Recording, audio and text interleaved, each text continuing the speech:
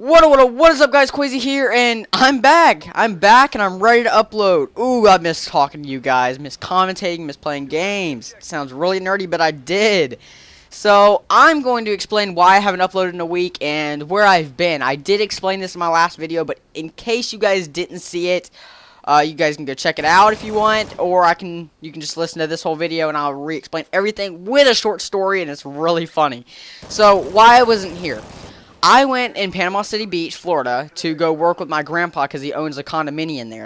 It's like a hotel, but instead of like small rooms with small little fridges that are for puny people, it's like a mini house with a kitchen and all that. So I worked at one of those. I was driving around the parking lot, helping the Jamaicans with trash and everything, picking up the parking lot, you know, just normal stuff just to keep the condominium clean. And sorry, I took a drink of my Dr. Pepper. But, so the story I was going to tell you guys is, okay, it's going to be a lot to cover. Jamaicans come to Panama City Beach, Florida, not just Panama City, maybe California or something, but usually Panama City, Florida, because it's not hard to get a job there. Where, if you want to work at a condominium, you don't have to have any school required. All you got to do is know how to work. So they like to come here and work, and I think they have a limited of maybe 6 to 10 months here before they have to go back to Jamaica. But the reason they work here is because U.S. money to Jamaicans, like in Jamaica, if you use U.S. money, it is 2 times the price of Jamaican money, I guess. I can't really explain it. Like, say you're trying to buy bread in Jamaica. It'll be $60, and that's not a lot to them. That's like $3 for us, or $5 for us. But if you use U.S. money in Jamaica, it's like $200 for them. So, maybe, okay, like a loaf of bread would be $60 for them, and it would be $4 for us. Now, I'm not sure if I'm saying all this right. It could be a little less. I just asked about it. Didn't really go over the whole thing, look up all the info, do any studying or anything. So, sorry if I got that wrong. But I know I'm on the right track. Now, the story. Okay, when I first went there, the only person I knew was my grandpa, of course, but he didn't work. He's a manager of the place. He owns the place. So, he sits there in the office all day and just tells me what to do. So, the only other guy I know is a guy named Lee. And he's, I think, my cousin? I'm not really sure. He's like 30. So, I was working with him, and I think there was like 6 other people.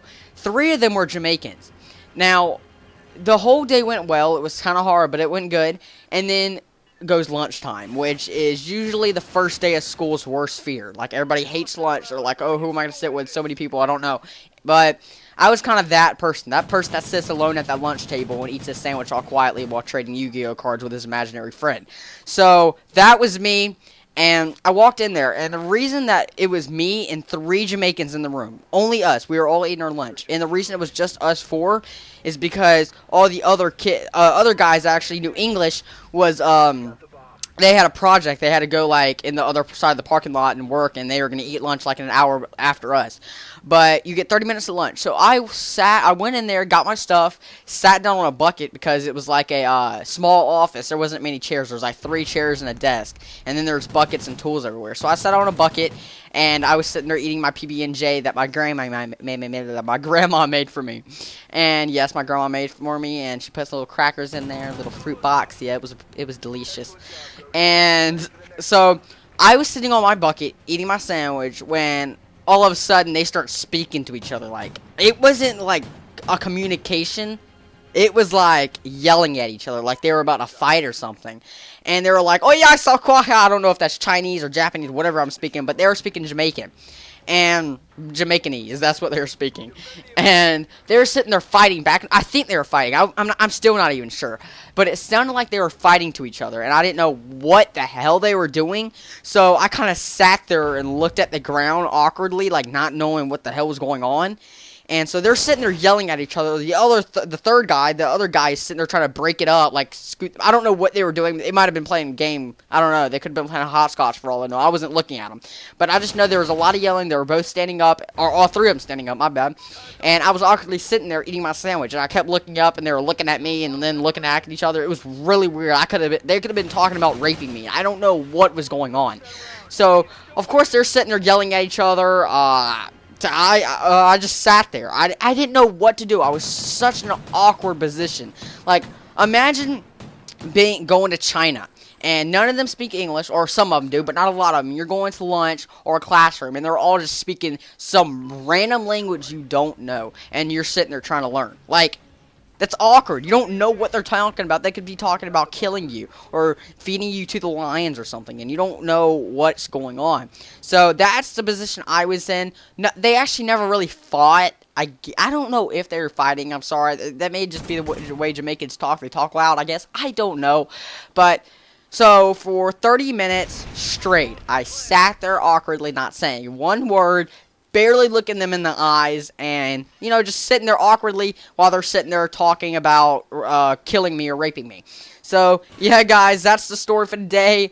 Tomorrow I will be uploading a how to make a guy rage, and this kid was ranked 2K, and I made him rage in the first 4 rounds, and he backed out and dashboarded. It was hilarious. So I will be uploading that tomorrow. Please stay tuned. I will be uploading every single day from now on until, you know, I have to go on vacation again or go work or whatever, but I will give you guys a heads up. If you do enjoy this video, please like, comment, and subscribe. This has been your boy Quay, and peace.